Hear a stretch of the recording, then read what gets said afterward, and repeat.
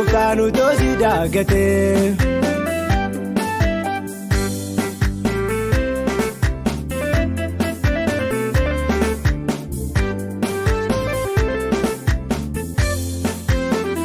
Isa dhageenyatti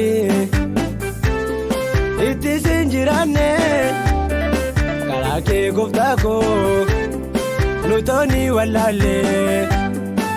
Yesuun nuuf kenni gurra si dhaga'u karaa keetiin malee eenyu galmaan ga'u.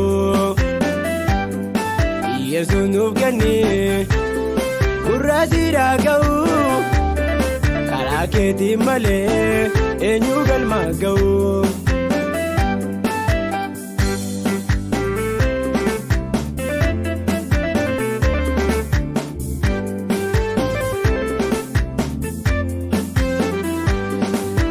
Keenya duukaa asiif achi fiigna waafooniif jennee gooftaa maaliif dhiibna.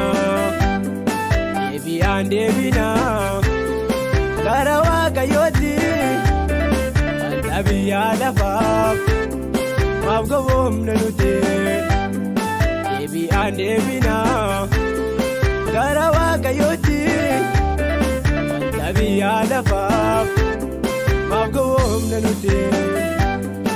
Duraanii dhageenya baatokko nu bannu iji keenya laala baatokko yoon argoo abbaanin si waamna garaan sitti fagoo hubannaa nuuf kenne maaloo yaa ilma waaqayyoo.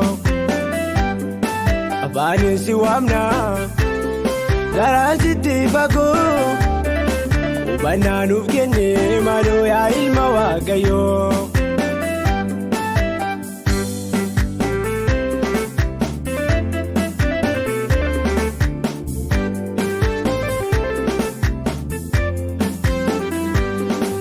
Eegaa maaltu nu eeggata bara dhumaatti firdiidhaaf qophoomna fuula waaqayyooti.